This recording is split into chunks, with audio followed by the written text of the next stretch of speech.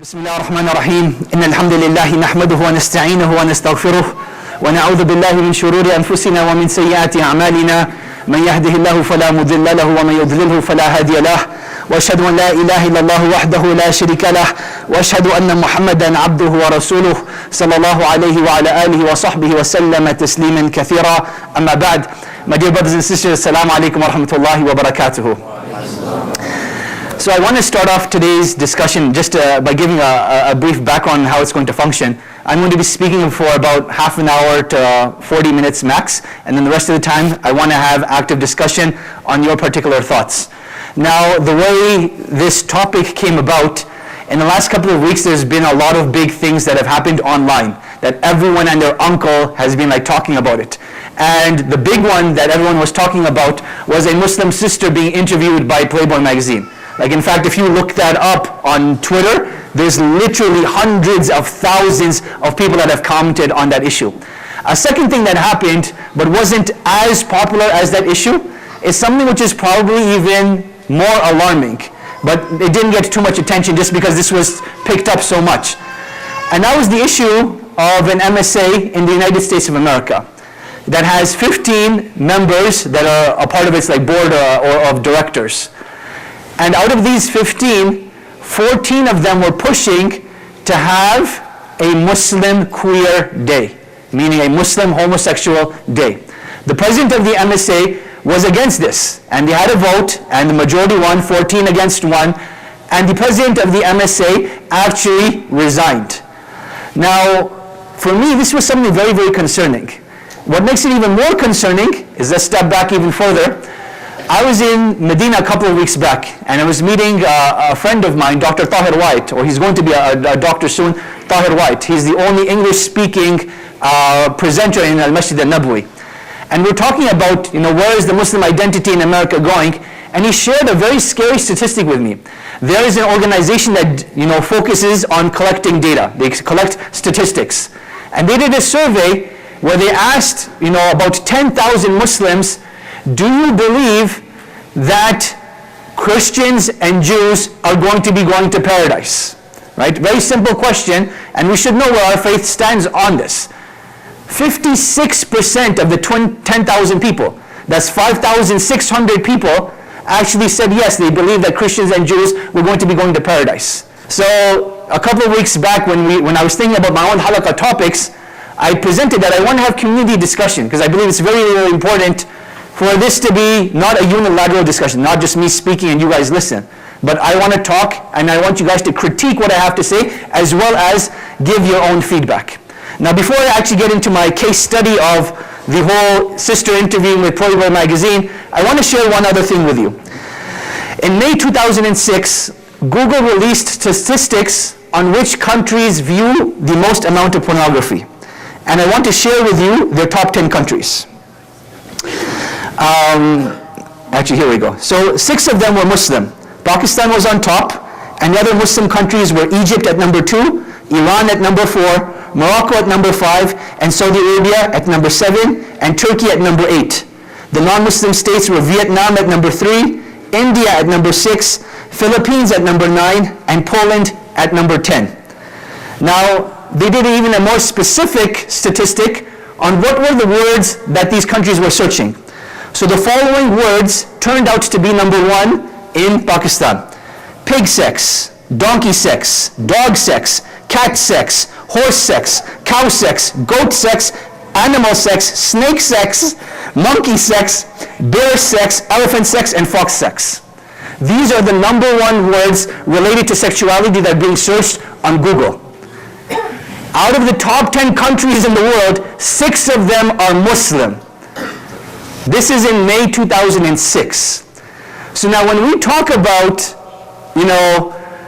there being problems in the Muslim community, I definitely think we're not addressing those problems enough. I was speaking to another individual this week, and we're talking about, prison systems and people that get incarcerated. How many Muslims do you think are in the incarceration system? How many Muslims do you actually think get arrested? And we would think not that many, right? Muslims are good, law-abiding citizens. But the reality is, the prison system and the incarceration system is reflective of the population. So the more a population grows, the more reflective it becomes, right? If we were to take Toronto as a case study, this was something I was able to look up. In 1984, they said approximately 6% of incarcerated individuals in Canada's prison systems were Muslim. That's in 1984, right? So you move forward 20 some odd years. Here we are in 2016, and that number has jumped up to 15%. That means more than 1 out of 10 in prison is actually Muslim. That's a scary reality. Like, something is definitely going wrong. And these aren't terrorism charges that we're talking about. Like, those can be trumped up. But we're talking about actual theft, actual assaults, actual robbery, and a whole bunch of other crimes. There is a huge crisis in the Muslim community, and we're not discussing this enough. So what I'm hoping for is in the next couple of weeks, as I'm doing my halaqas, each week we're going to choose a particular topic and discuss that. And I'll present a case study, and then we can discuss it back and forth. So what I wanted to study for today was the issue of the sister interviewing with Playboy magazine, and why I believe it was incorrect. Why I believe it was incorrect. So the first point I want to start off by discussing is the issue of Playboy magazine itself. Playboy magazine went through a branding restructuring a couple of years back. And that branding restructuring consisted of that they were no longer going to feature nudity in their magazine. They're no longer going to feature nudity in their magazine. Now, why did they do this? That's the first question you want to ask. When you look at the viewing of pornography, statistics actually show that no one is actually actively buying pornography anymore, but rather people view it online for free, and therefore it wasn't a conscious moral decision that they made that they're no longer going to show full-fledged nudity, but rather it was a business decision. More and more people are buying lifestyle magazines. More and more people want to know about fashion. More and more people want to know about trends that are happening. And that is the direction it took. Now the reason why I bring up this issue is because a lot of Muslims were arguing online, but Playboy no longer features nudity, so therefore it should be okay. But I believe this is very naive, because Playboy is not just a magazine, but in reality it is a whole franchise that consists of multiple departments. They actually have an online channel, and they have a TV viewing channel, which is still full-fledged pornography. So its actual industry is based upon the exploitation of women. And this is something that as a Muslim, you can never stand for. And that's why I found this argument that was made to be very, very naive. Number two, when we talk about this issue of even though it took away the nudity, does this actually change anything in the greater scheme of things? Right? And even if it did, is it justified for Muslims to actually be a part of it? I want you to think of a more clear example. If I told you, hey brothers, tonight we're going to get together and we're going to go and give dawah at a strip club, right? We're going for the sake of dawah. Would we accept that? No, we wouldn't. Because we understand the basics of a righteous intention is not enough to rectify a bad action in and of itself. So now here an individual that claims, oh, but we're giving dawah through Playboy magazine, we're representing and empowering Muslim sisters through this article. That argument makes no sense whatsoever. Because we have a simple principle in fiqh, النية الصالحة لا تصلح والعمل الفاسد, that a righteous intention will never rectify a bad action. So that is the first criticism or the first defense rather, that I am responding to. Number two, it was argued that this is empowering for hijabi women. And in fact, when you look at the article itself, the sister speaks about her wearing hijab and her having ambitions to become a media representative and a spokesperson and a news anchor, and that she is one of the first women that wears hijab that is going to be able to do this. What I want to discuss on this point is what is our understanding of hijab, and what do we need to have an honest discussion on. One of the things that kept being brought up again on social media is no man has a right to tell a woman how to dress. This statement looks like a pretty positive statement, that as men, we should not be dictating what our sisters, what our female counterparts in the community wear. That's not a man's responsibility to do that. But is that the actual focus of this statement? Is that what they're actually trying to achieve? No. It's not only should man not decide what women get to wear, but it's also that you have the right to wear whatever you want, whenever you want. Islamically, that is a problematic statement. Because when it comes to the way we dress, part of our sharia, part of our code of law, part of our ethics, is that Allah subhanahu wa ta'ala tells us what is awrah, what are the parts that need to be covered. Now one of the mistakes that we've made in this day and age is that hijab has become a piece of cloth. If a sister wears something that covers her head, automatically she is wearing hijab. And in fact, this is not the case. Let's just go back to the Quran. When Allah subhanahu wa ta'ala speaks about women's clothing, Allah subhanahu wa ta'ala uses two terms. He uses the term khimar and he uses the term jilbab. When Allah subhanahu wa ta'ala uses the term hijab, He actually uses it in terms of when you speak to the wives of the Prophet sallallahu alaihi wasallam, speak to them while they're behind a hijab, meaning behind a barrier. So the term hijab does not come in the context of clothing, but rather comes in the context of barrier. So now when you move forward, the concept of hijab as it developed, it encompasses not only the way a sister dresses, but it encompasses a lifestyle that both men and women are meant to have. And that is a lifestyle of modesty. That anything that is considered obscene, anything that is considered lewd, anything that would be disobedient to Allah subhanahu wa ta'ala, a Muslim should not be a part of that. And that is what hijab consists of. Now what really bothered me is that the individuals that defended this issue, they had no problem with the way they made the sister pose. They had no problem the way they made the sister pose. If you've read like analysis of the magazine, of this article, they actually show how the sister was meant to pose. And it's a very provocative pose. I mean, it's not that she's just standing there wearing hijab. They actually made her pose in a very provocative way, which I found very, very unbefitting. And the reason why I say that is because they, again, tied back to the history and culture of Playboy magazine in exploiting women.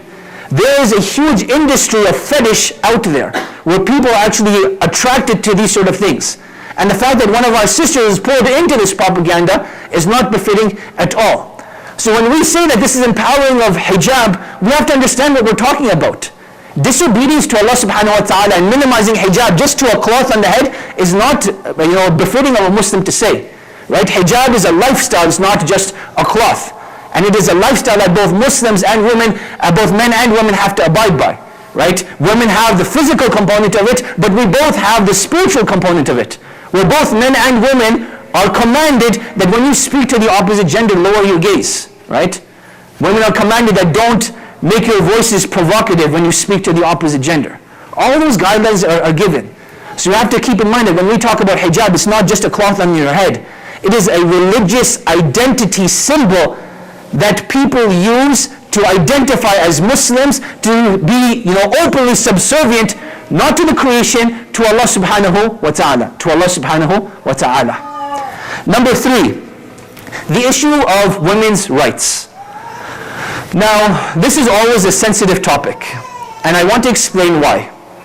I want to be one of the first people to confess and to talk about that the way Muslim sisters are treated is very, very problematic.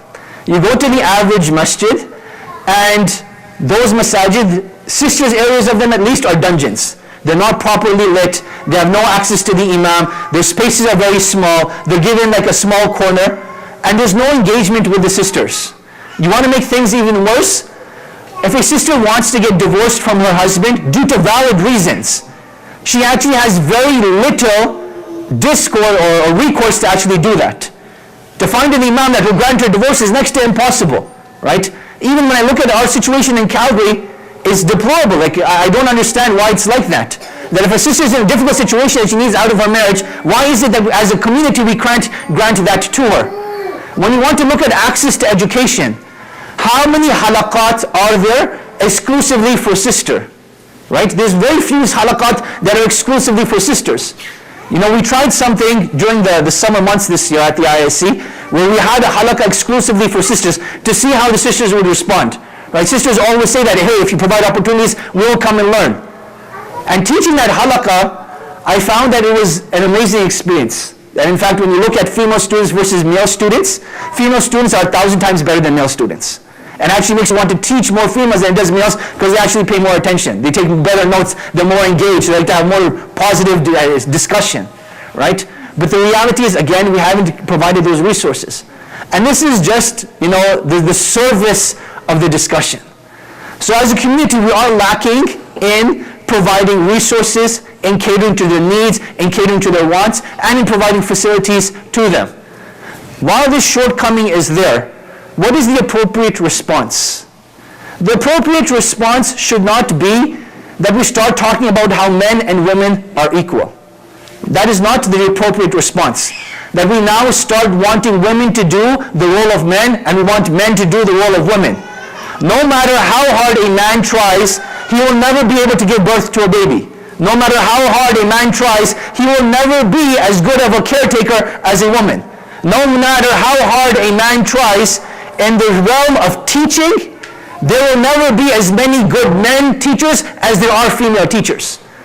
Allah subhanahu wa ta'ala has instilled inside women a natural compassion, a natural mercy, a natural ability to teach that He didn't instill inside men.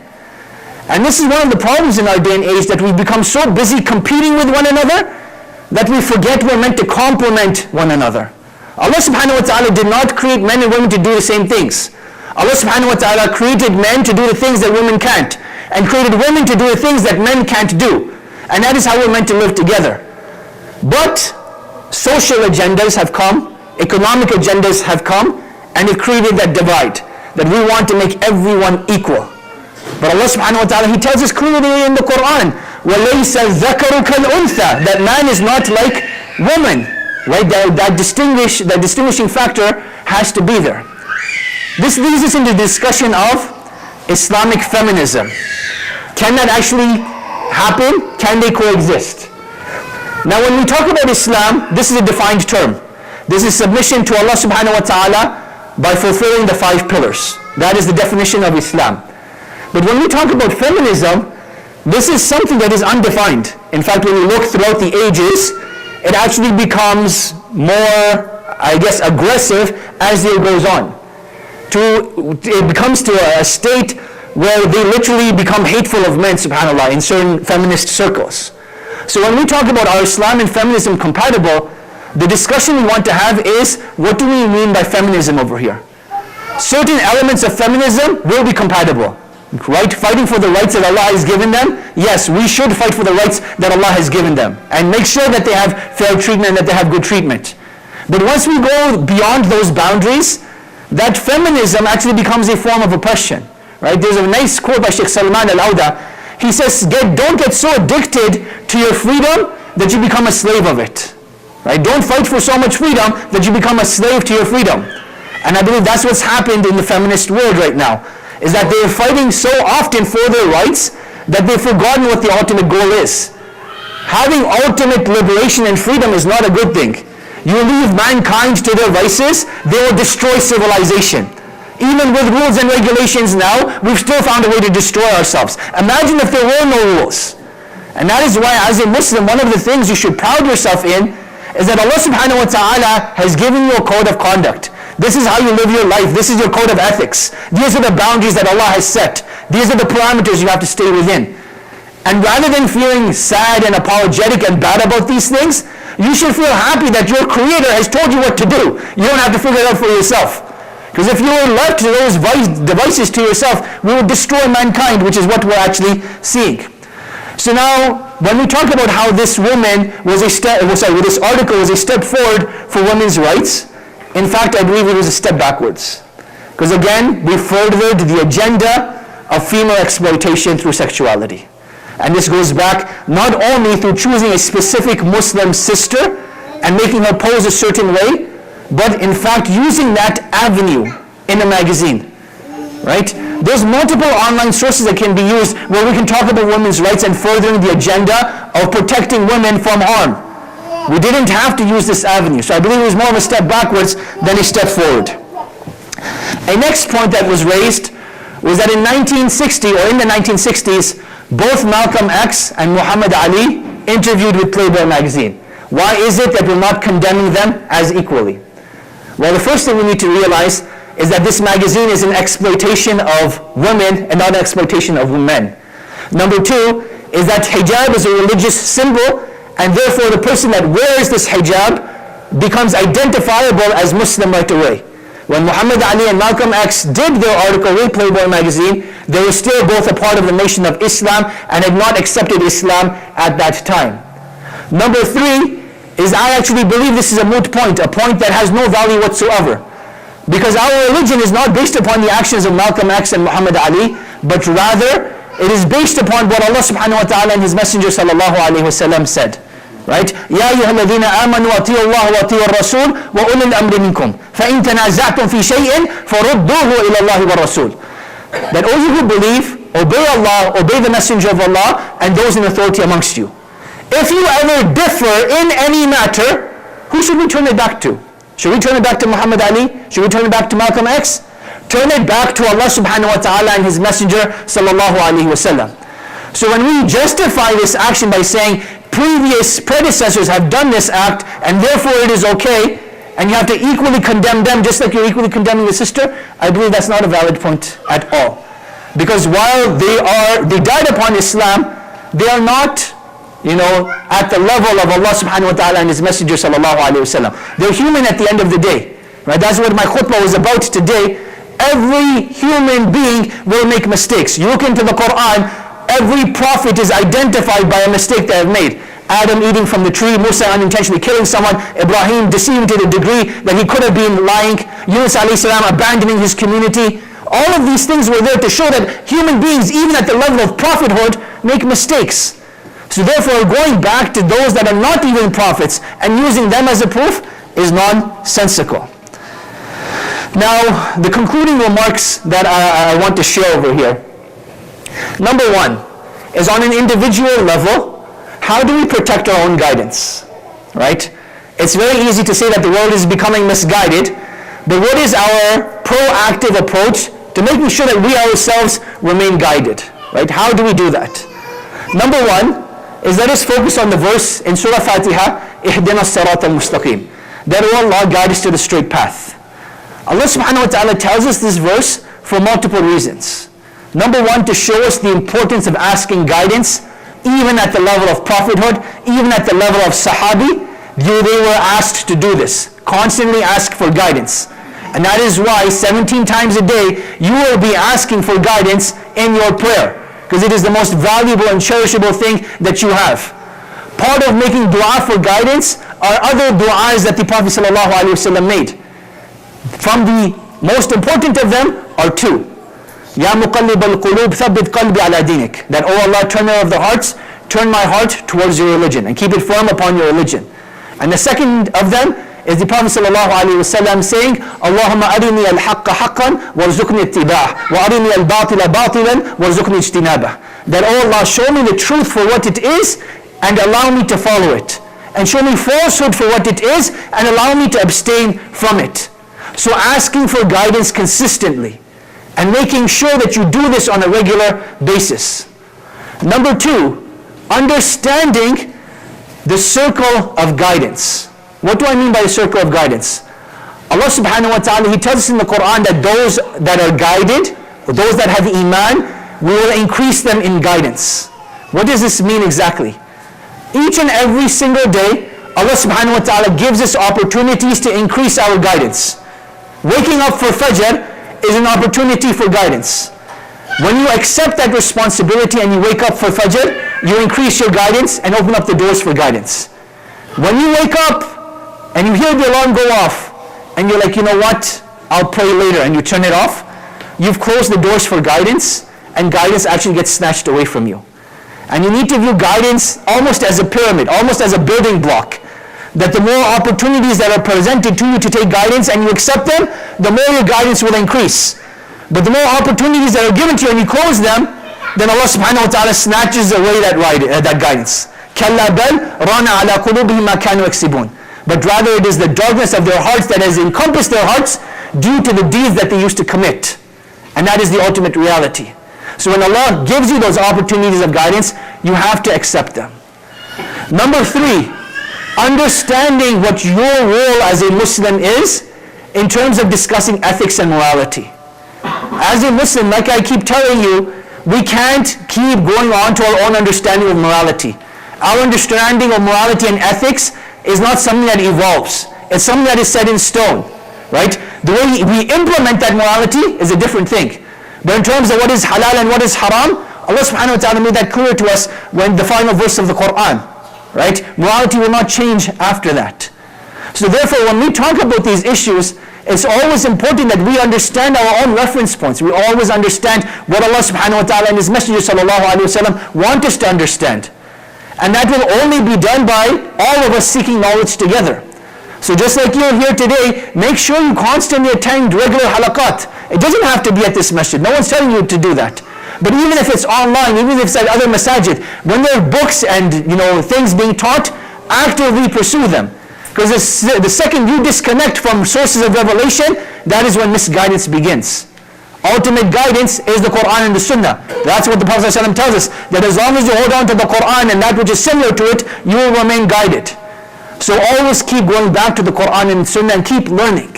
And those are three things I wanted to emphasize. Now in terms of where we're headed, as a Muslim community, things look very dismal. And that's the honest reality of it. The Prophet ﷺ tells us that towards the end of time, the only thing that people will remember about Islam is that when they hear La ilaha illallah Muhammadur Rasulullah, they will say this is something our forefathers used to say. And now when you look at what's happening on the ground, this is really where we're heading. So each individual has the opportunity, or rather the obligation, to protect themselves. And this obligation needs to be taken very, very seriously. Now we have a responsibility as a community that when we become parents, we instill Islamic values into our children, right? That even if they end up going to public school, it's very important to discuss with them what are the boundaries of Islam. What are the things that Allah subhanahu wa ta'ala has taught us to be halal and haram. And we can't shy away from that discussion. Like we've seen the effects of shying away from discussions where Muslims now believe that, regardless of your faith, you're going to be entering into paradise. If a person has this mindset, why would they actively want to pursue Islam? Because they already believe that they're going to paradise. So Islamic values and Islamic laws, they need to be presented in its truest form, but with the utmost amount of wisdom. Right? Just because we believe in religious exclusivity in terms of salvation, it doesn't mean that we're condescending towards other individuals. Which leads me to my last point. Please notice that throughout this whole time, I didn't mention the sister's name. And I did that intentionally.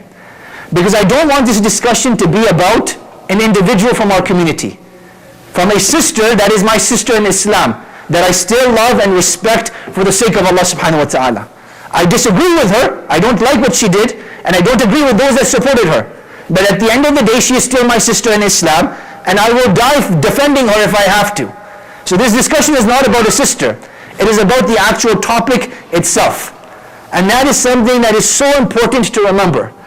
That in your journey of progression and of Islam, you will do things that people don't agree with. And you will see people do things that you don't agree with. Shaitan wants to come and split the community by us attacking one another. The way a community grows is that we understand and realize that we can still differ in our perspective, but we will still love and respect one another. And that's what needs to be revived. So any slander of the sister will not be tolerated. Any name calling of the sister will not be tolerated. Right? So we have to understand those boundaries, that we do not conquer one haram with another haram. In fact, the mistake of slandering her and backbiting her is much, much worse than the mistake that I believe that she made. And we need to understand that. Backbiting in Islam is a major sin. Slander is much, much worse. So shaming people publicly online is not acceptable. It is absolutely not acceptable. And our discussion should always be about points and not about individuals. And at the end of the day, our love for the sake of Allah subhanahu wa ta'ala is what should take precedence. Right? Just because we disagree, it doesn't mean we have to hate each other and destroy the community. So those are just some of the points I wanted to share with you. And I want to hear what you guys have to say about this topic. Is there something that I left out that needs to be addressed? Or do you have a different point of view? In fact, I welcome all different points of view so that everyone can learn and grow in this, inshallah. So we have a portable mic over here. And particularly from the sisters, if there's anyone that wants to share, please by all means do, inshallah. I know it's always difficult to raise your hand for the first time. So someone bite the bullet and start speaking, inshallah. Here we go. And just pass the mic around, inshallah. So my question was not in concerns to the girl, but just because you mentioned it, that in Islam you kind of have to have this barrier. That's what the hijab represents. So now I'm an individual who goes to school, and I come across this every day, even today, especially with the Muslim sister, because we have to work on projects and whatnot. Right. So what approach should I take when I discuss? Because if you're a business student, it says make eye contact when you talk. These are all signs of confidence. Right. So what approach should I take when I'm speaking to a female or just a Muslim sister in specific? Excellent. What should I do in that case? Excellent, good question. So now the topic of gender relations. One of the goals is that inshallah we want a presenter to come in and actually give a workshop on this topic. I have someone in mind for that already. So we'll have a detailed discussion on that much later on. But in terms of summary, let's understand the reality of where we live.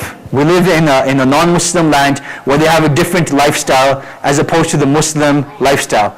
So in an ideal world, even statistics show that men learn better in a male setting and females learn better in a female setting. But now that both men and women are working together, this is the reality that we're forced to deal with. How do we work with that reality with an Islamic framework in mind? So we need to understand what the parameters are. Number one, in terms of speaking with the opposite gender, you guys should never be alone. So if you're alone in the library, that shouldn't be happening. If you're alone in the classroom, it shouldn't be happening. There should always be a third party there. Because the third party, if you don't include someone physical, it's going to be shaitan. Number two is in terms of the way that we speak to each other. Allah subhanahu wa ta'ala in Surah An-Nur, He commands both the believing men and the believing women to lower their gaze towards each other, right? To lower your gaze towards the opposite gender. So as a practicing Muslim, both men and women should respect that. So if a man lowers his gaze towards a woman shouldn't be offended by that. And if a woman lowers her gaze towards a man, the brother shouldn't be offended by that. But in terms of dealing with a non-Muslim world, they will be offended by it. So the way that we will treat a Muslim sister may have to be different. And that is understandable, right? Number three, in terms of physical contact, I'll share a funny story with you. So my friend Baba Ali, he lives in California. And he was invited once to an MSA in California where he walks into the room and there's a sister sitting on the lap of a brother. So he goes, Assalamu alaikum Baba Ali, I'm here to perform tonight. Can you tell me who the president of the MSA is? And the brother that has the sister sitting down on him, he's like, I'm the president. Oh, he's like, mashallah, it's really nice to meet you. And he's like, is this your wife? And he's like, no, this isn't my wife. And that's when things started getting awkward. Okay, if this isn't your wife, who is this? Oh, she's the vice president of the MSA. Right? This is the vice president of the MSA.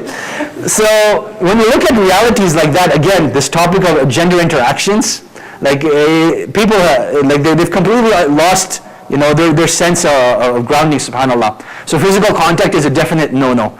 Unless there's an absolute need for it. Someone's dying, yes, by all means go and save them. Someone's drowning, go and save them. But in terms of, if there's no need for it, that shouldn't be happening. And then number four is just the concept of taqwa. Always remember that, hey, how do you think your parents would react to this? And if we wouldn't want our parents seeing this, then more than that, we wouldn't want Allah subhanahu wa ta'ala seeing this, right? So don't do something that you don't want Allah subhanahu wa ta'ala seeing. So always keep that taqwa there, which means no flirting. It means, no constant text messaging, no WhatsApping, no Skyping, no Snapchatting. Just because it deletes, it doesn't mean that you're allowed to do it, right? All of those things should not be done. So these are just some of the parameters and boundaries that, Muslims in schools particularly need to keep in mind. Wallahu ta'ala alam. Good question. Any comments, questions? You have a sorry. I can speak loud.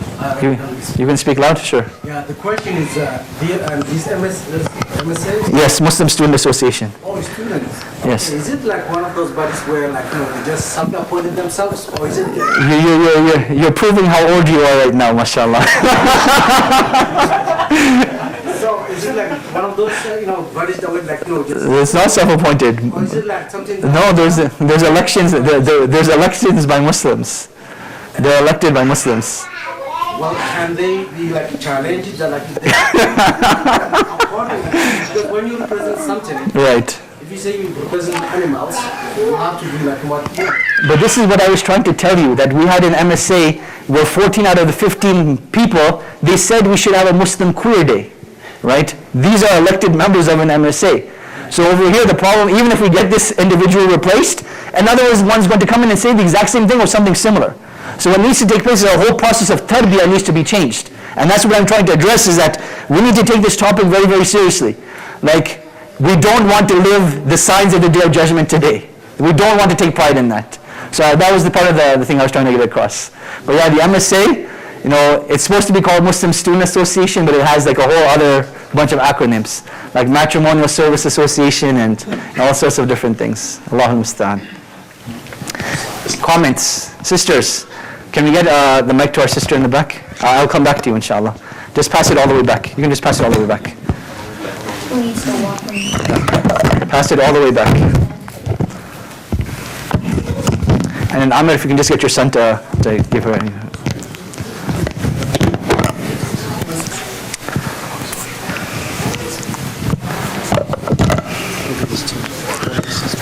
And Sister Maria, just raise your hand so he can see you. Thank you.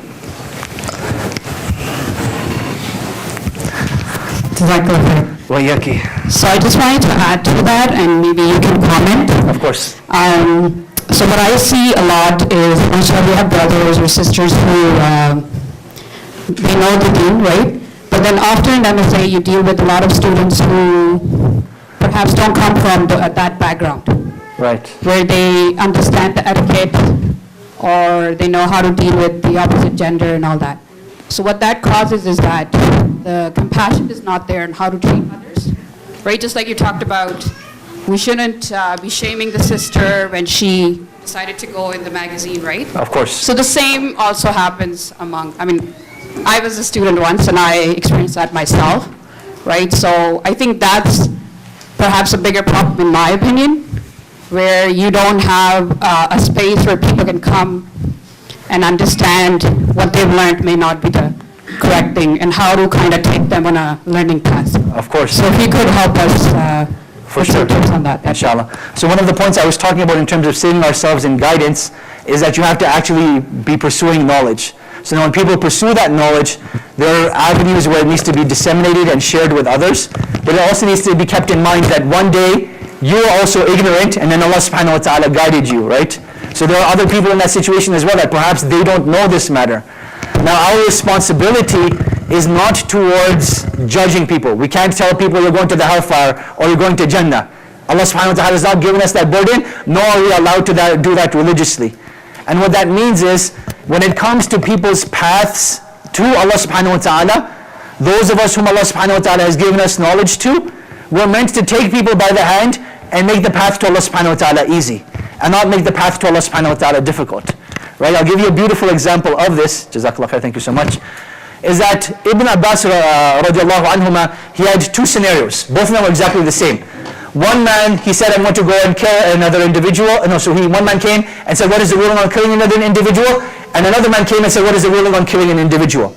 As for the first man, Abdullah ibn Abbas radiallahu anhuma, he tells him that the one who kills another individual, then he has the curse of Allah, the anger of Allah subhanahu wa ta'ala, a prolonged period in the hellfire, and multiple other punishments. As for the second individual, Abdullah ibn Abbas radiallahu anhuma, he tells him that if this person repents to Allah subhanahu wa ta'ala, Allah subhanahu wa ta'ala will forgive him. His students were very perplexed. Two individuals asking the same question, why two different responses? He says, as for the first man, I saw it on his eyes that he was on a path of revenge, and he was on his way to killing someone, and I wanted to deter him. As for the second individual, I saw in his eyes remorse and regret that he had made this mistake, and I wanted to make tawbah easy for him. And this is what we need to understand, that when with dealing with individuals, you can't shame them and humiliate them and speak to them in a condescending manner. It has to be very loving, very merciful, very caring, right? Treat people the way you want to be treated, particularly in their journey to Allah subhanahu wa ta'ala. So the sister's point is very, very valid, that a lot of the times, non-practicing people become deterred from interacting with practicing people just because of the way they're meant to feel. As if, their comments aren't valued, or they're not welcome to the community, or they're not good enough to be a part of the MSA or the masjid. Islam is the deen of Allah subhanahu wa ta'ala and of no man or woman. So you come to Islam as you are, with the intention of learning, with the intention of progressing. And as long as you're willing to do that, progress at your own pace, but with the intention of continuing to progress. Right? Never give up the key instinct of learning. You have to keep doing that. Jazakallah khair. Any other comments?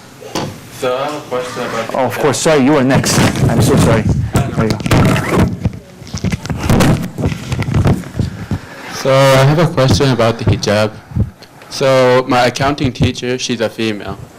So I have to like stare at her, right? Okay. When she's teaching. So I was wondering like, what would you say about it? Okay, so when you're saying that you have to stare at her when she's teaching, like she's, look at her, like eye contact. like she's told you make eye contact with me, or it's just really weird if you don't? No, like to learn. To learn? Yeah. So why can't you just look at the blackboard instead of looking at her? I think there's like, no, I'm being honest, like, I think when we want to find a way out, there always is a way out. So when you're looking at the opposite gender, it has to be understood properly. What Allah subhanahu wa ta'ala has completely made haram is looking at the opposite gender with desire. As soon as you look at the opposite gender with desire, it's unrestrictedly haram. But if there's no element of desire that is involved, then over there it'll take different rulings, right? So in this situation, when you're in an atmosphere of learning, the better etiquette is still to lower your gaze, regardless if you feel the desire or not, right? But in those situations where you don't have to look at her, you can just look at the blackboard, I don't see any harm in that. Wallahu ta'ala alam. Jazakallah khair. Oh, yeah, no problem, inshallah. Can you pass the mic over here, inshallah?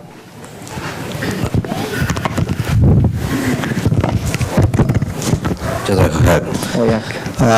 I have a question that, as we know that in our community, females are the most important part of our family, because as Hitler said that, give me a good mother, I will give you a good nation. Right. The same way. So do we have any plans or anything to tell guidance for the sister, and especially sister as well as the males, that how to dress up in new generation, because wearing only the hijab is not following the Islam. Right. Underneath, they're wearing ties and skin-tight clothing and everything, and even some of the Muslims, I've seen that they are dressed like whole European one wearing hijab. So is there any special halakha or anything you guys having a plan in place or anything that we can tell them briefly in a guiding way? Of course. That we can, so all the new generation, the same as we say that Muslim Students Association, Right. why they are on that seat? Because they not been properly guided from their mothers and fathers. If parents play their best role, might be they're not going to be thinking like that. Of course. So the basic things comes from the home, and for that reason, I request you that can we have some special halakha regarding this? So Thank you. let me address this topic. Number one, in terms of guidance for the sisters, this is an avenue we're actively pursuing at the IISC.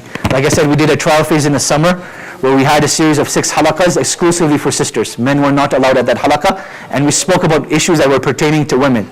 We wanted to see how it went, what the response was. The response went overwhelmingly well, and it's just about facilitating that now as well. Finding people to teach and finding an avenue where sisters feel comfortable to come and learn. So that's something that is being looked into. Number two, in terms of Quran halakas, we already have Quran halakas for the sisters over here. Sheikh Hatim, I think twice a week at this location, he has halakas for sisters, and that's something they can come and learn. Now the reason why I mentioned that, it has nothing to do with the topic of hijab, but when you bring your daughters to an atmosphere of learning, they get to interact with other sisters that are learning. So they will get to learn from their teacher as well as from other sisters as well. So even though it may not be directly related, I think that is something that is very important. Number three, I know that Sheikh Fayaz's wife, Sheikha Noreen Tilly, she teaches seminars from time to time. I've never attended, nor do I know anyone that's attended, but I know that she is trying actively to educate the sisters, so that is something that they can attend as well. But the most important thing, I think you hit the nail on the head, that as parents, we always want to outsource education, right? I'll tell you an honest story. There's an uncle that came to my office, and he's like, my son is hitting puberty, can you have the talk with him? And I didn't tell this to him. I spoke to his son right there and then, and it wasn't a problem. But after I spoke to him, I'm like, brother, this is a conversation you need to have as a dad, not me as the imam, right? This is a bonding opportunity for father and son. So I think parents need to stop shying away from the problems that are out there. The more you run away from them, the worse the problems are going to get. Now in terms of the issue of hijab, a way our sister dresses underneath her hijab and underneath her jilbab is her priority and her prerogative. As long as she fulfills the requirements of Islam, she's free to dress any way that she wants, Right? While she's living with her parents can give her advice. While she's married, her husband can give her advice. But at the end of the day, we want to nurture that taqwa from inside, that I want to do what is most pleasing to Allah subhanahu wa ta'ala. So I think the more we focus on increasing iman and increasing taqwa, and the more we present positive role models for our sisters, the more they'll want to be like them. But when you don't have positive role models, and you have this empty vacuum of, let me learn fashion from a magazine or from pop culture or from media, then you're going to try to combine, hey, my parents forced me to wear hijab, let me try to combine hijab with this other lifestyle. And the two obviously aren't going to go hand in hand. Wallahu ta'ala alam. Any questions or comments from the sisters? I want someone to disagree with me. I must have said something that you did not agree with. Uncle, can I get you the mic? Do you mind passing it to him, inshallah? There you go. The brother sitting in the chair. Jazakallah khair, thank you so much. Just, yeah, you are right, telling the current situation of flooding, the nudity and all that. In this year, I have seen that whenever I open internet, I'm searching a topic, so many nude sites, they pop up. And then, sometimes I'm so scared that these are uninvited sins. I close my internet site. Right. And then, I think that I have adults at my home and they can take care of themselves. Right. But where there are not the adults, there are kids Right. or teens, that must be affecting their minds. Of course, without a shadow of a doubt. Yeah, so I think if we are talking about the sisters and the brothers, and I must say as well, we should also take care of these teens as well. Maybe in the schools or somewhere, we should have some links. Of course. Yeah, so because we should start educating them from that place to Right. bring up to the level that they should know that this has to be watched and this has not to be watched. Right.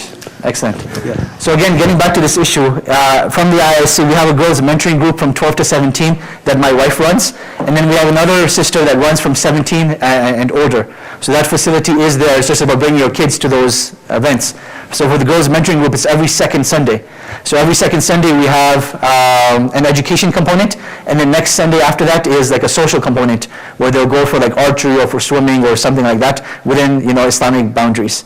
Now in terms of the issue over here of what we view online, I think it's almost imperative in this day and age that we install something called a net nanny. And what a net nanny does is that you get to choose the sensitivity rating, and if you put like PG-13, then anything that is provocative at all, whether violence related or sexuality related or anything else, it gets blocked off automatically. And your children will not have access to that. And I think it's something very important that as parents that allow their children to use the internet, number one, you should be supervising what your child is watching. And if you're not going to be supervising, then at the very least make sure you have this net nanny. So that's a very good point. Now I want to address a question that we received over here. It's a question from a sister, and she's asking, why did we open up the barrier between the men and the women, particularly considering that we're in the masjid and the house of Allah subhanahu wa ta'ala. So for multiple reasons. Number one is that we advertise this halaqah as a community discussion. And in a community discussion, both men and women need to be able to partake. So when we have a barrier that is only one-sided and only the women can see the men, it creates a separation that Islam has not required. It's good to have a barrier. Please don't get me wrong. It's good to have a barrier. But in times of need, you're also allowed to take away that barrier. At the time of the Prophet ﷺ, when they used to pray, they didn't physically separate the men and the women, but the women prayed behind the men, and this wasn't a problem. They entered from a separate door, and they left early, and the men left later, and this is how it functioned. So in this situation where we're having a community discussion, in order to engage the sisters, I didn't see anything wrong with this. And if it was not a community discussion, I believe we would have left the barrier closed as it was before. But with that having been said, we accommodated to both sisters. Those sisters that want to sit behind the barrier, we've left space that they can sit behind the barrier. And those sisters that want to be actively a part of the discussion are more than allowed to do that. And we pass the mic back and forth, trying to show that as Muslims, there is a way to function living with one another within the parameters of Islam without having to build a physical separation. Physical separations are good when people already have the tarbiyah. Up until the time people don't develop the tarbiyah, the physical barrier doesn't do much good. So that was sort of my thinking behind this, but I thank the sister for her comment and asking that question. Number two, we got a question, how do we explain this issue to high school students or teenagers about buying such magazines, when especially the majority of the people here are teenagers? First of all, I would like to say thank you so much for considering me a teenager, and majority of the people here, I'm sure we're all flattered that you think we're teenagers. But I don't think that is the case. We do have a lot of young people, and that's why I've tried to keep it as sensitive as possible. But what I've learned in my limited experience, and please correct me if you disagree, we can't shy away from topics and discussions, right? Whether you like it or not, your children are going to be getting this education one way or another. Either you can control the discussion and be the first seed that they learn it from, or they learn it from somewhere else that they're taught things that you disagree with and that Islamically aren't valid. So that's what I was hoping for in this discussion, and I'm hoping that over the next couple of weeks we continue to have these fruitful discussions. And again, we can't shy away from topics. This is the reality that we're living in. And I'm hoping that we'll continue to have honest and open discussion, and inshallah no one gets offended. And like I said, I'm always open to your critique and to your feedback. At the end of the day, it is not me against you or you against me. It is all of us together in one community. And we're all here to learn together, inshallah. Amir, can we get you the mic? Who has the mic right now? Oh, you want, actually, sorry, let him go first and then I'll pass it to you. Okay. So I have a question regarding your point, like when a man talk to a woman, there should be a third person present there. Correct. So now I'm working in a company, like IT company, and sometimes I have to serve the customers, right? And the customers can be a girl, and sometimes there is one-to-one meeting. Yes. And here the rule is actually, if you're a non-Muslim and don't know, you have to make the eye contact, and that's the business rule, otherwise sometimes it's difficult to engage with. Right. So how is the ruling in this case actually?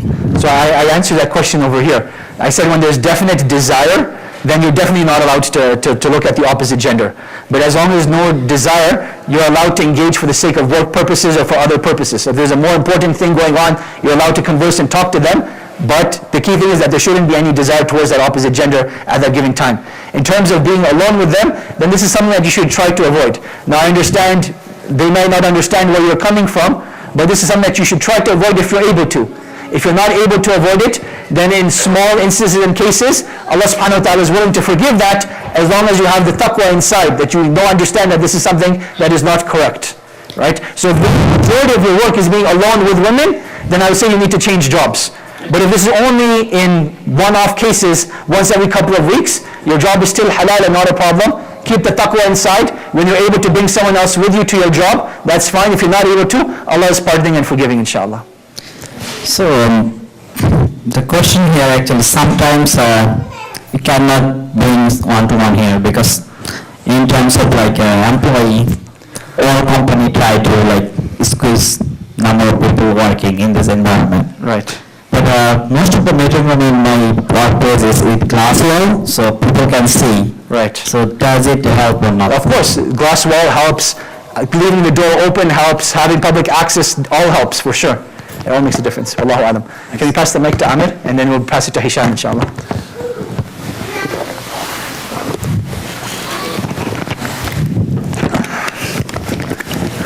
Assalamu Wa alaikum salam. alaikum. Wa alaikum salam. Question, for the sake of, just for the sake of disagreeing, only to facilitate Jazakallah khair. Thank you so much. discussion. Yes. So you had mentioned that the MSA was having that queer day. So that's actually going to be a separate topic on itself one day. But please ask your question and I'll summarize the So the answer. question I have is that we know the answer, right? We know that, it is haram. But the one thing that popped in my head when you had said that is that the incident in Orlando. Yes. And so as parents, I'm going to be looking at my children growing up here, and the LGBT thing is going to become mainstream. Of course. And it's going to be a very hard discussion to say, okay, well, this is what's considered normal, and I've grown up with this being normal. Right. In the definition of current society. Right. Of course, that's a shifting norm. But as we go to address this, as a parent, I don't have the tools, and nor does my wife have the tools, because we bring our generational, and I was born here, so I'm bringing my own generation biases Right. to my children's viewpoint. So my question is, the answer that we gave that say, okay, you know what, the queer day, haram, right? These sort of things, engaging these questionable sort of, you know, publications and those sorts of things is a problem. But how do we sort of bring them closer? Is queer day, is that the wrong answer, or is queer day the ability to open up that discussion Right. as a source of counseling? Of course. That's kind of my question. It's not to, so, it's not Excellent. my viewpoint. No, that's perfectly fine. That's perfectly fine. So, by the way, that wasn't a disagreement. That was a question. It's okay, though. So, inshallah, we're going to be having this discussion on a separate day. But what is the Muslim community's response towards dealing with homosexuality, as well as homosexual members of the Muslim community? Like, it's a whole hour discussion that we're going to be having at a later date, inshallah. To summarize my discussion, number one, we need to be very clear as to what Allah subhanahu wa ta'ala has actually made haram. Did Allah subhanahu wa ta'ala make homosexuality haram within of itself? And I believe this is a question that needs to be understood first and foremost. So if we're talking about the feelings that a person has towards the same gender, then this is something that I believe a person has those feelings, this is beyond their control. They do not have the ability to decide who they feel attraction to and who they don't feel attraction to. Just like a man cannot control his attraction towards a woman, he cannot control his attraction towards a man if it happens to be the case. So Allah subhanahu wa ta'ala has not made attraction haram, because that is beyond your control. What Allah subhanahu wa ta'ala did make haram is acting upon that attraction. So it's just like outside the scope of marriage, if you were to have a physical relationship with a woman, that is haram, even though you're allowed to have a physical relationship with a woman if she is married to you. Whereas with the same gender, there is no concept of marriage, and therefore it is haram in terms of a physical relationship. Number two, where do we stand as a Muslim community in terms of discrimination? If someone is of a different ethnicity, a different race, a different culture, are we allowed discriminating against them? Right? Islamically, we're not allowed to do those things. So now, same thing in terms of orientation, we have to understand that if a person has a different sexual orientation, sorry, you're stretching? Okay. If a person has a different sexual orientation, then Islamically, we're not allowed to discriminate them against either. We can't say you're not allowed coming to the masjid. Because like I say, this is not our house. This is the house of Allah subhanahu wa ta'ala. They need an avenue to come and learn. So discrimination in our faith based upon, these sort of things is not allowed. So when we stand up for human rights, it's equal rights for all human beings, regardless of who and what they believe and are. Number three, in terms of having these discussions, we have to understand that let's look at the lobbying of the LGBT community. Let's look at how they've lobbied. There's not a single popular TV show that you'll find in this day and age, except that they'll have someone that's openly from the LGBT community. And that is such strategic and smart lobbying. So now what this means is, you need to start having these discussions with your children at a very young age. That, hey, you're going to see this on TV if you watch it, but understand that this is Islamically not right. Now in terms of counseling and talking of these issues, this is what I would call a fard kifaya. That part of the community has to stand up and provide this service, and if we don't, then all of us are sinful. And that is why it's so important to have Muslims diversify their fields of education, right? How many engineers do we have? People with an engineering background, raise your hands. Okay. How many accountants do we have? Accountants? A few accountants. What else? Do we have any doctors here? One doctor? Alhamdulillah. Okay, now let's look at psychologists. How many psychologists here? No psychologists. Let's look at even something else. A counselor or a therapist. We have one counselor. So I mean, these are like needs of the community. So when we talk about acts of ibadah, as a Muslim, if you were to choose a field of study that the Muslim community desperately needs, that whole process of education becomes an act of ibadah. And I'm sure that Allah subhanahu wa ta'ala will put so much barakah in your rizq that you will not regret that decision whatsoever, because you're providing a service to the Muslim community. So I believe as a Muslim community, we need to provide these counseling services. But inshallah, I'm hoping that on a separate day, we'll discuss this issue in detail. Hisham, please go ahead. Yes, assalamu alaikum. So I have a son who's almost 3 years old. And I always wonder, what is the earliest age that I introduce the concept of God to him, or talk to him about Allah subhanahu wa ta'ala? I take him, he sees us pray and take it to Friday prayer from time to time. But I always wonder, do I introduce that concept to him kind of in a structured way, or, kind of in an ad hoc, kind of organic way? Any advice on that? Excellent. So in terms of teaching, you're going to have different philosophies. And I think you need to find a philosophy that works best for you. What I find that works best with children is just having a natural approach. So for example, when I eat and drink with my right hand, I'll pose a question to my daughter, do you know why I'm eating and drinking with my right hand? Because Allah subhanahu wa ta'ala taught us to do so. Or, hey, this is what happened, and I spoke the truth. Do you know why I spoke the truth? Because even though no one else is watching me, I know that Allah knows what's in my heart. So these sort of things, you take life as an opportunity to teach and to engage. Right? I think what we've done wrong is, as a community, we only have considered education. If you come to a halaqah, you get educated, but you live life separately outside. Islam is the way of life, and that is the way we should be teaching our children. That you actively tell them, why are you doing these things? And that is why the most important part of being a parent is being a good role model. There's no such thing as having Islamically cognizant children if you're not a good role model yourself. The two can't exist simultaneously. So I think as long as you're making that effort, explain to your children why you're doing these things, right? Why do we pray 5 times a day? Because this is what Allah wants us to do. And slowly, as they start to realize and hear this name Allah, they're like, who is Allah? They'll understand that Allah is a creator.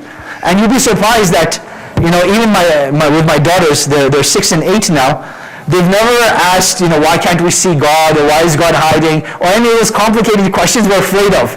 Like, we hide from these discussions because we don't have answers to these, so let me just shy away from it. But Allah has naturally put in their fitrah that they accept God. They don't need to see God to understand who God is. And I think when we have these teaching opportunities throughout the day, that's when it becomes a lot more palatable than rather once a week, okay, let's study Islam together as a family. That's just my opinion. But like I said, we can discuss this, inshallah. Question? Yeah. Okay, can I get you the mic, inshallah? Hisham, can you get him the mic? And then we'll go to the sister after that, inshallah. I was going to ask you about the Muslim Queer Day. Yes. Is that like celebrating like homosexuals, or like celebrating Muslim homosexuals, or what was it? That Muslim Queer Day, what they're trying to do is help Muslims that are in the closet come out of the closet. Oh, okay. That's what it was about. So my question is, I don't know how to word it. It's like, okay, so like how, if like, so that there's one sheikh, I think Yasser Qadi, like a friend of yours, he's saying that like, for like the LGBT community, like we should work together, or we should like, I think he's like pushing towards like in that direction. Yes. And like some Muslim scholars are saying, we can't work together because like we're like two completely different lifestyles, right? Of course. So like, can we work together, or like should we like, if we like we're lobbying together for like one cause, or should we like push for their rights? But like, yeah, because if they get more rights, then we'll also, as like a minority, we'll also get more rights, right? Of course. So can we like push for their rights? Be like, yeah, let them do what they want to do, but like we're not going to take part in that kind of thing, or we're not going to like support it. But I guess we are kind of supporting it. So I don't understand. I understand where you're coming from. Can we just start passing the mic backwards? I have another question. Oh, you have another question? After I answer this question. Okay. So in terms of, like, there's two important principles that need to be understood over here. Number one is the command of Allah subhanahu wa ta'ala, وَتَعَاوَنُوا عَلَى الْبِرِّ وَالتَّقْوَى وَلَا تَعَاوَنُوا عَلَى الْإِثْمِ وَالْعُدْوَانِ. Right? Cooperate with one another in righteousness and goodness, and do not cooperate with one another in sin and in vice. Then the other is the statement, وَلَيْسَ بَعْدَ الْكُفْرِ ذَنْبٍ, that after the sin of disbelief, all sins after that become minute and petty.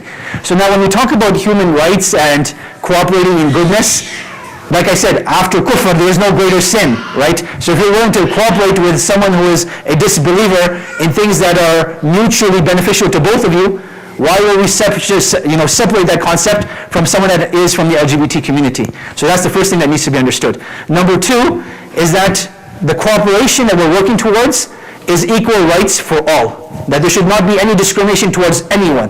Right? So as a Muslim or a non-Muslim, as a white, as a black, as an Arab, as a non-Arab, whatever it is, equal rights for all. That's what we're pushing for. Now, what this needs to be understood is we will not change our morality for this. Right? Our morality cannot be compromised.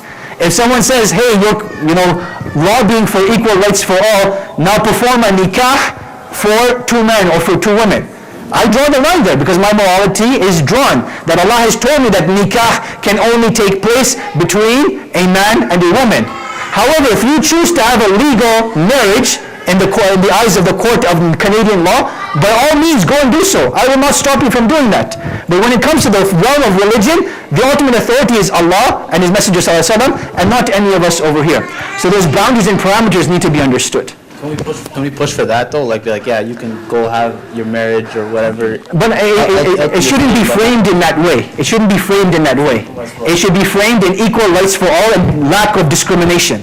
That's how it should be framed. So about the Playboy thing, like I was just gonna ask you, like, how much have they rebranded? Are they still wearing like bikinis? Are they just not naked? Or are they wearing like suits, like like fashion kind of thing? Or like how much has been rebranded? Because if it's been rebranded completely, then I don't think it's like that bad of a thing. But like I said, Playboy is not just a magazine. It's a whole entire industry. They have channels, they have other things that are all under Playboy. But the magazine itself has rebranded itself. Now, in terms of actually getting to a question, I don't know to what degree.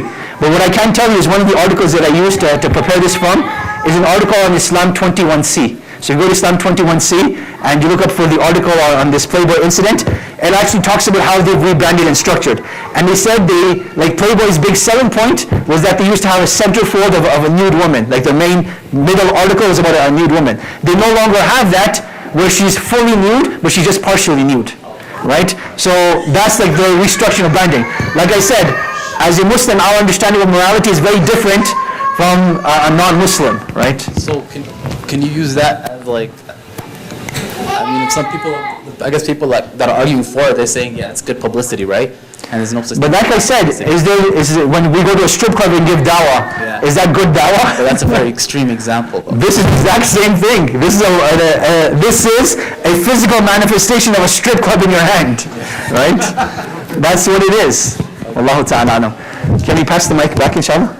Just pass it back. He's going to the sister section. Just get one of the kids to take it to the back, inshallah.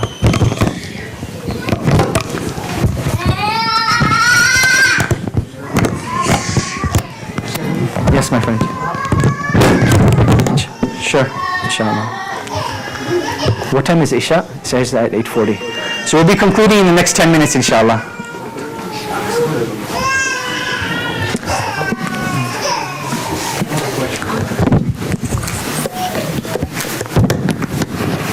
Assalamu alaikum. Wa alaikum assalam wa rahmatullahi wa I just barakatuh. had kind of a question in regards to what you were saying about the, like, say, LGBT community, say, within our own community. I understand about us being tolerant to this, and we won't say accepting because we know that it's wrong and it's haram. But my thing is if we show so much tolerance, they might get the wrong message that, hey, we're accepted, even though it goes against Islam, but hey, we're being so tolerant, and I'm all about equal rights and everything, but if they see so much tolerance and equality, that it might send such a negative message that, especially to maybe younger people, or say some Muslims that are having these tendencies that, hey, well, we're accepted, this is okay, so how do you define, I guess, not define that, or just kind of find a balance and a move away from them thinking that, hey, there's still equality, we're going to be accepted no matter what, whether we have these tendencies or not. Okay. So I think, like I said, we're going to have a much larger discussion on that topic on a separate day. But in summarizing my response, I would say that we cannot compromise on our faith. So when the parameters of halal and haram are approached, it always goes back to what Allah subhanahu wa ta'ala and His Messenger sallallahu alayhi wa sallam said. But at the same time, if someone has fallen into this, we can't say that they're not allowed into the masjid, or we can't say we're not going to engage them as a Muslim community.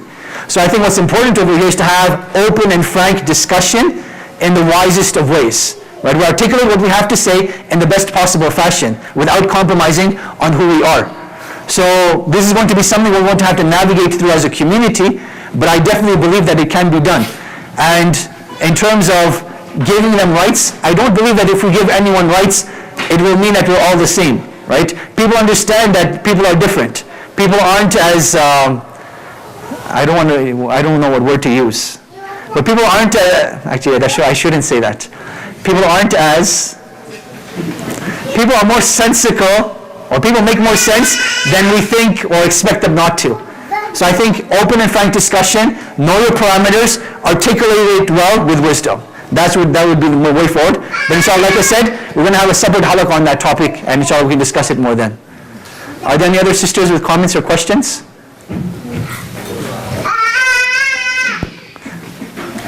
Try again. Yes. Okay, can you hear me now? I can, yes. Assalamualaikum. I just had two quick comments about some of the discussion that was going on. Yes. So one was around like educating our women more, because I guess they're moms, and so they're educating the kids that are coming up. Of course. And so from that perspective, I think it's also good to let the brothers know that they need the support from their dads or husbands, that when there are halakas, for example, specifically to women, or there are like women teachers that are coming out, we need to go out and support those initiatives, right? So of like course. when we had the halakas, for example, like the one you held, yes. it was good, but it's so hard to get people to come out sometimes, like right. with like Hayat al-Muslima and the different conferences that happen in Calgary. So just I guess a plug-in for the brothers. You heard it here first. Setting the brothers straight. Support the sisters' initiatives. If there's a halaqah, make sure that they're able to attend, inshallah. And the other one was also around the interaction that brothers have with sisters or with other people. So in the same kind of situation where like a lot of like our sisters are working at like Walmart or things like that, where you're like customer service, or even at other places. Right. I find there's a very weird interaction when it comes with extremely weird. Muslim sisters and brothers. It's like for everybody else it's okay, but when they have, like, we don't know how to interact, right, which makes it very weird and difficult in even professional settings, like that I found. So of course. No, that is a wonderful point. And I agree that when you see another Muslim, why is it so awkward, right? Why is it that we're shy to say assalamu alaikum and ask them how they're doing? There's nothing wrong with saying assalamu alaikum and how you're doing as a professional courtesy. Like we say to everyone else, why is it we discriminate against other Muslims? So in these sort of situations, I think we need to get over that awkwardness, that there's nothing wrong with saying assalamu alaikum to the opposite gender, as long as your heart is pure. Right? Don't do it with the sake of sparking up a conversation and trying to get married to her. Do it with the sake of saying assalamu alaikum to your fellow brother or sister. That's the way it should be. Like, purity of the heart is of the utmost importance. And it shouldn't be awkward. And I think the sister makes a very valid point. Now, I want to get back to the first point that she's raising. As men, what are we doing to help our sisters increase their iman and increase their Islamic education? Right? So as a man, you have a responsibility in your household that Islam is being propagated properly. And what that means is, at the simplest level, a couple of times a week, the man needs to take care of the children so the woman can Islamically develop. If she wants to attend a halaqah, she wants to listen to a lecture online, whatever she wants to do to increase herself Islamically, you have to facilitate that. You know, bite the bullet, take care of your children, change some diapers, you know, chase after your kids, whatever it takes. And on top of that, even more than that, it's not just for Islamic education, sisters need time off as well. You can't just expect them to, you know, live their whole entire lives, you know, day in and day out, just taking care of the household. They need time to socialize amongst themselves, they need time to vent, they need time to do fun and creative things, just like all the brothers do. So from time to time, please take care of your children. You know, show your wife that you love and care for her by giving her no responsibility for those few hours. I don't say day because I know we can't handle a day, but at least for a few hours, right? It's the least we can do, inshallah. But I'll take last two questions, inshallah, and then we break for Salat al-Isha. Who is the brother? Actually, Abu Bakr? Is there another brother? Yeah, another one. Is there any other brothers that have a question? So we'll conclude with these two. I'll go to Abu Bakr and I'll come to you, inshallah. Abu Bakr, go ahead. Yes, Sheikh, just mine is the one you said about Muslims and porno. Yes. I think, you know, not the only cause, but I think, see, we have a lot of young men and women who are at the age of perfect marriage, they can marry. Right. However, when a brother goes to a family, as is for marriage, there's this, what we call demands as though they want to sell the sister to the brother. And the brother cannot afford, so what happens? The consequence is that the sisters, then sometimes, these are like human beings with feelings. So what happens is that, like, they get, I know, this is the process that I know, a sister would have a relationship with non-Muslim young man. Right. Because, she cannot address her shower in a proper way. Of course. Because the family blocked it. Right. So this is probably one of the causes that is, we don't have to go to Pakistan, India, Somalia, or anywhere else, right here in Calgary. Right. This is happening. No, that is a very real problem. And what I would say to this is that over here it's important to, increase our own education and know that if a father or a wali is making ridiculous demands, then there are ways around that the Sharia will accommodate too. So that is when you approach the imam, get the imam involved, or a person of knowledge, and you find a way through. So just as a simple answer, if a man and a woman agree to the terms of the mahar, let's just say $100,000, and they want to get married to each other, but the man knows he can't afford it, and the woman knows that as well, so they're allowed to agree to whatever amount they want before the marriage, and as soon as the nikah is done, the woman is allowed to say, I've pardoned for you your debt. It is a completely permissible thing. So even though the father may be extremely demanding, if the woman has iman and taqwa, she'll know to make things easy. So I think there are other ways around, and this is not an excuse to fall into haram. I understand that's not what you're saying, but I'm saying the Sharia is very accommodating, and we need to find the ways that the Sharia accommodates. To add to this, not only has marriage become difficult, but look how easy it is to fall into zina. Zina is so easy, so cheap, subhanAllah. So as a community, we need to wake up to that. And I'd also add to that the importance of education. I can't emphasize that enough, especially when it comes to gender interaction. We need to have more open and frank discussion. Jazakallah khair. And last question for the evening. I was just going to say, I think you said to her that, if we're, pushing for homosexual rights, then... Actually, I don't know where the mic is anymore. Where is the mic? Okay, can we get someone to pass it forward? One of the young kids go and get it. I was going to say, if we're, pushing for, homosexual rights, then you said, that's... No, but I never said to push for homosexual rights. I never said that. Equal rights for all. Yeah, so understand that term.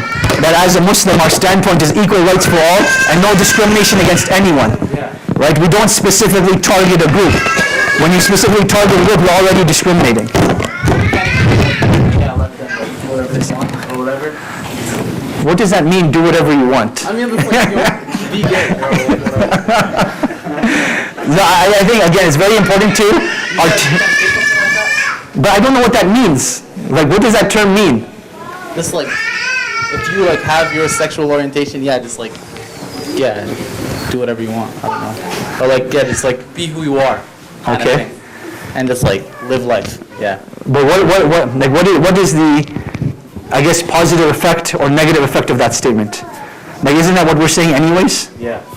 Yeah, that's what I'm saying. So what I was gonna say was, because she was saying, I think the sister was saying that if we push for their rights, then they're gonna get the wrong idea, and then you were saying. So no, and if we tolerate them, that they're going to get the wrong idea. If we tolerate them. Yeah. So, but isn't that where it starts? So if we, let's say. But I'm saying if we're open and frank about what our stance is from the beginning, that this is what my deen says, this is what my morality is, and within those parameters, I'm still going to defend you in terms of any forms of discrimination. You have to, accept it as that package or reject it as that package. I understand that. Right? Yeah. But okay, so the more conservative Islamic stance would be you can't even say something like that, right? The more conservative Islamic stance means go back to Muslim countries and live within the Islamic states. Exactly. Right? So I'm saying, as a result of this, supporting them in the beginning, or saying something like that. Like I said, we're not talking about supporting them. No one has ever said supporting them. Don't misquote that. Not supporting them, but just what you said. Yes, open, equal rights for all without discrimination. Saying something like that. Yes. I have no problem with that statement. Yeah. And Islamically, I don't believe there's a problem with that either. There's not a compromising of our faith. Then we're kind of tolerating it, right? So then once we tolerate it, I'm saying eventually we're gonna start tolerating them, and then they're gonna get the wrong idea. No, but that's the thing. Part of this condition is having a clear, explicit message in an articulated fashion with wisdom. Yeah. So we're never compromising our principles, nor are we compromising what we say. What we're talking about is that when you have something Islamic to say, just phrase it properly, right? So phrasing it properly, even if you phrase it properly, I'm just saying that eventually it can lead to something like a Muslim Queer Day. Eventually, we phrase it properly. I don't believe. And then I will end up somewhere else, and then they're going to be like, yeah, let's tolerate them, and then there's going to be gay Muslims. This argument that you're making is the equivalent of a slippery slope argument, that if I leave my house, I'm going to get hit by a car. There are chances that if you leave your house, you might get hit by a car. The probability of happening is not very likely. And like I said, the key thing over here is not looking at this issue in isolation. Education of Islam in general needs to be increased. And any institute that is educating people about Islam, support those institutes to get the true Islamic message out there. We have enough organizations and institutes that are promoting a pacifist, watered-down version of Islam. And when authentic voices stay quiet, that is when those problems happen. But when authentic voices are empowered and is done in a proper way, that I think is in the benefit of the Muslim community. Allahu ta'ala. That was just for the sake of argument. No, that's good. I appreciate that. Jazakallah khair. Okay, let's conclude with that. Subhanakallahumma wa bihamdik. Say one more thing. Oh, sure. Go ahead. It's like a small. We have 3 minutes before the Iqamah. Okay, so just like to add what the brother was saying about the Muslim pornography, like Muslims watching pornography and all that stuff on the rise. How can we kind of stop that? Because people are getting married at 25, 26, and they need to fulfill their desire before that. Yeah. That's what I'm gonna. You want me to answer that in 3 minutes?